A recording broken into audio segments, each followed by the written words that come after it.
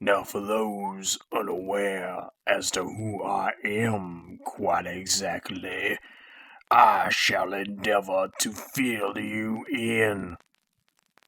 You see, almost a decade ago, I was once part of the Masters of the Universe pantheon of characters. An intergalactic racketeer and the undisputed master of crime, known throughout the cosmos by many an alias, but those here on Eternia know me best simply as Gangstor. I had a bright and promising future alongside several other new faces to that realm until suddenly, one small mistake landed my ass in the biggest of big houses. And here I now am in the deepest, darkest, dankest of dungeons. However, while planning my latest escape and inevitable criminal escapade, something of most curious wonder did befall my vision. Images of the newly announced and soon-to-air Masters of the Universe animated series known as Revelations. This new series is said to continue after the exploits of that damn blasted He-Man, which were showcased by the likes of Filmation so many years ago. Some of these images did verily excite and entice my optics, I must admit. However, one of those images didn't belong. One of those images was not like the others. As I've come to understand it, Revelations will most likely follow the exploits of Teela as the new focus for the show. And what, pray tell, of He-Man? Could this be true? Has he been sidelined within his own show? If I had to make a prediction about what will happen, it would go perhaps a little something like this. First episode, He-Man and Skeletor fight, and it'll look like something out of the Filmation series, only with a much higher budget. Perhaps looking closer to the likes of the 2000X incarnations so many people love. Lots of eye candy to draw the people in. However, things will start to go off the trolley by the very next episode.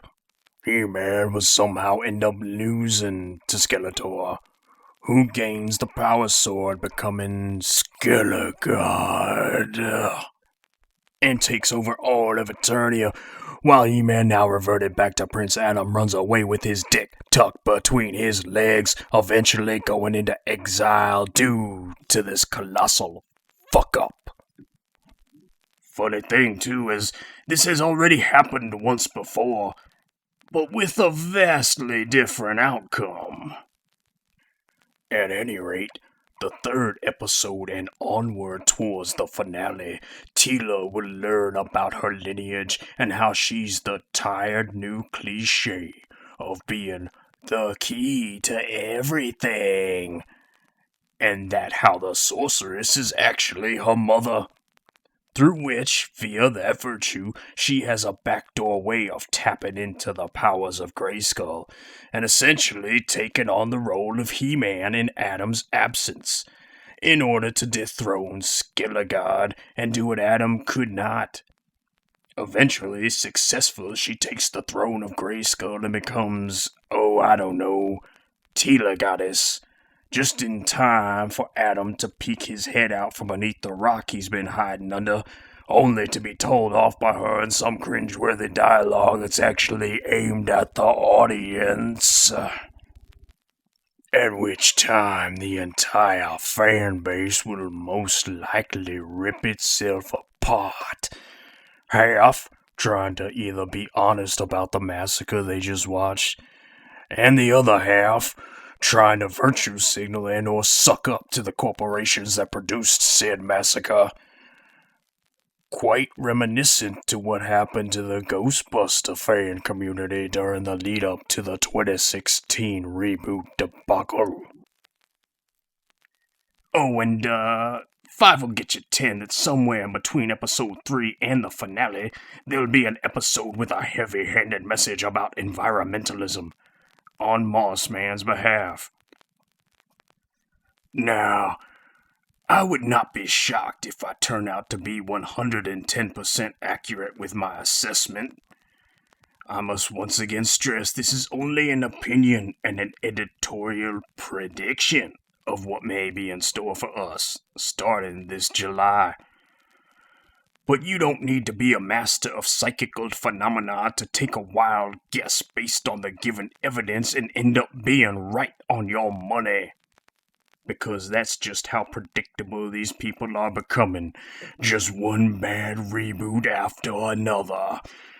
And can we really trust Chubby with the MOTU franchise? If he's palling around with Mr. Magooch over here? Speaking of which, he's not quite chubby anymore. Lost a shit ton of weight, actually. Mad respect to you, sir. But now that you've gone and done that, and considering you are a millionaire, can you be in the least bit bothered to buy brand new threads that actually fucking fit? But to be quite honest, there's a part of me that feels a touch of that shameful joy those lederhosen-wearing peeps talk about. It make me feel just a touch of vindication for what happened to me. Call it karmic retribution, a cosmic comeuppance, if you will. But you know what? I may be a bad guy, but even I don't think He-Man deserves this. She-Ra sure as shit didn't deserve to get backdoor traffic the way she got with her own handicapped reboot. They did that girl down and dirty. And that was the canary in the coal mine, if you ask me, so consider myself to be very pessimistic about Revelations moving forward. If I'm wrong and I have to eat crow, so be it. That'll be the tastiest damn bird I ever had fricasseed and seasoned to perfection, fit for the last meal on death row. But if I am right, then from here on out I expect nothing but great big bottomless buckets of barbecued bullshit. Ta! For fuck's sake, we didn't even talk about any of this. Stand or help us. Until next time, if the shit ain't worthy, you bid it good journey.